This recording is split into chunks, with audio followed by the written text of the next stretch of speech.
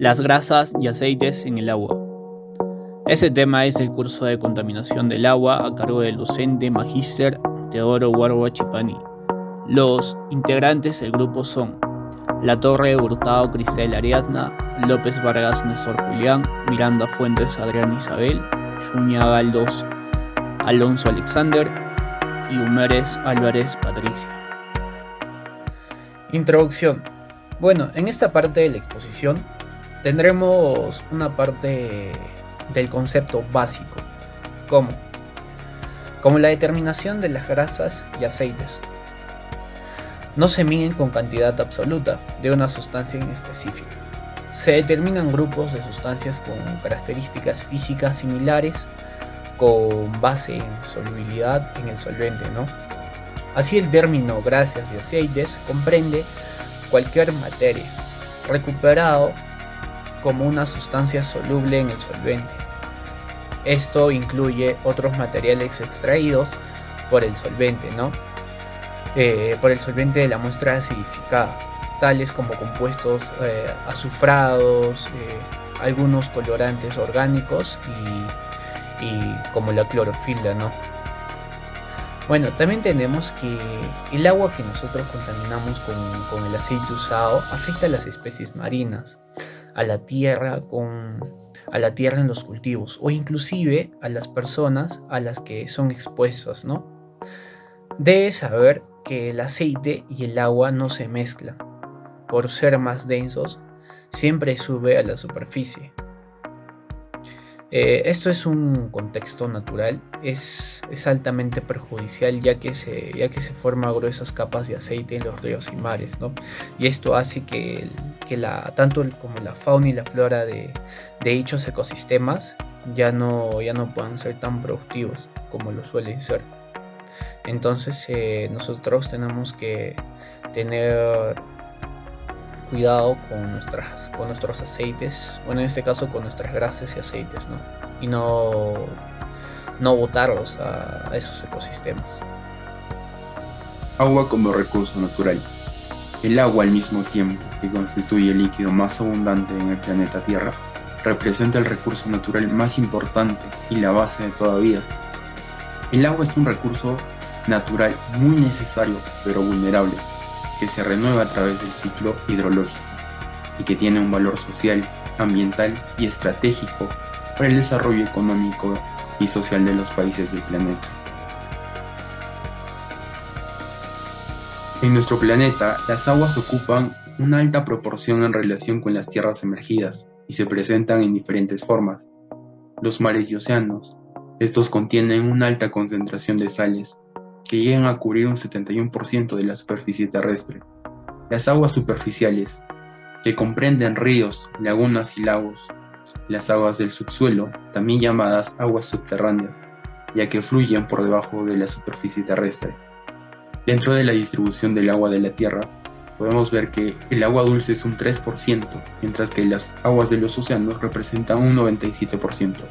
Dentro del agua dulce, que representa un 3%, encontramos que los casquetes helados y los glaciares son un 68.7%, mientras que las aguas del subsuelo representan un 30.4% y las aguas superficiales representan un 0.9%. Dentro de las aguas superficiales, encontramos que los ríos representan un 2%, los pantanos un 11% y los lagos un 87%. El agua constituye más del 80% del cuerpo de la mayoría de los organismos e interviene en la mayor parte de los procesos metabólicos que se realizan en los seres vivos. Desempeña de forma especial un importante papel en la fotosíntesis de las plantas y además sirve de hábitat a una gran parte de los organismos. Las grasas y aceites tienen un gran impacto ambiental en el agua debido a que forman películas en la superficie, lo que provoca que no haya un adecuado intercambio de oxígeno entre el agua y el aire, ocasionando y afectando a la flora y la fauna propia del lugar. Bueno, yo les voy a explicar acerca de las grasas y aceites. Estos son compuestos orgánicos constituidos principalmente por ácidos grasos de origen animal y vegetal, así como los hidrocarburos de petróleo. Las grasas se clasifican de acuerdo a su origen animal o vegetal. Las grasas animales, como el sebo extraído del tejido adiposo de bovinos o ovinos, la grasa de cerdo o la manteca.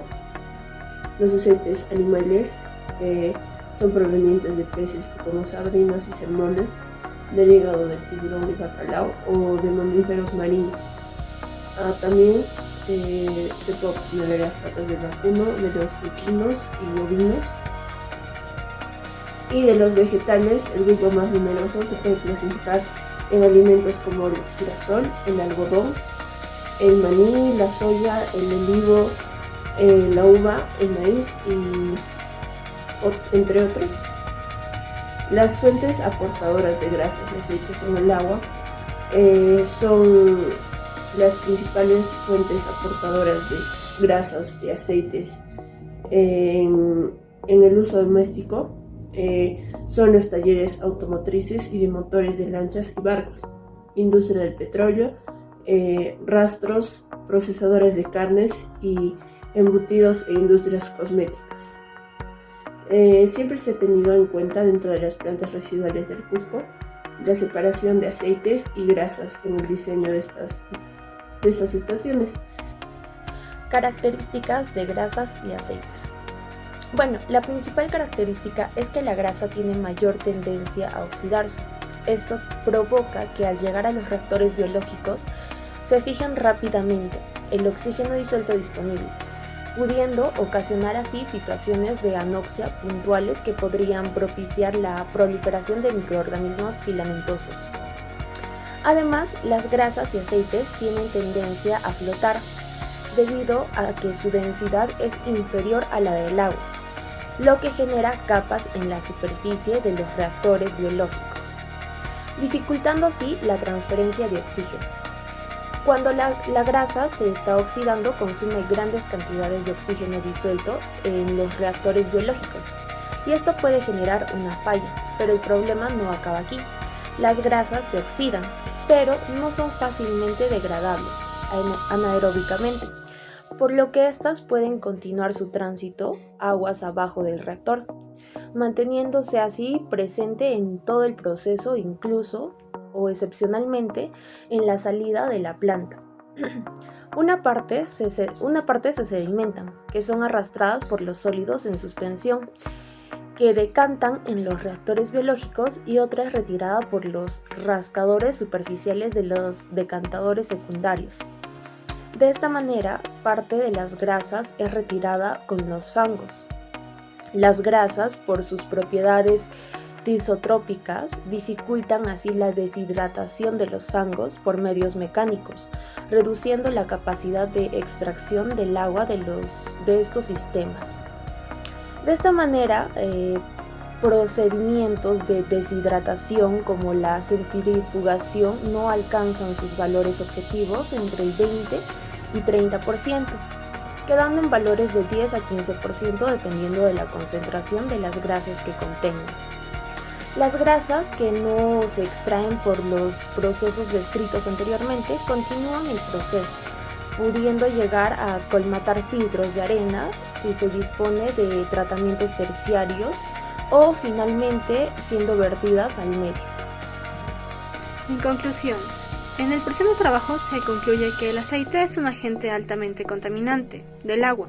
Muchos estudios revelan que 1 litro de aceite contamina más de 1000 litros de agua, por ello es necesario su reciclaje.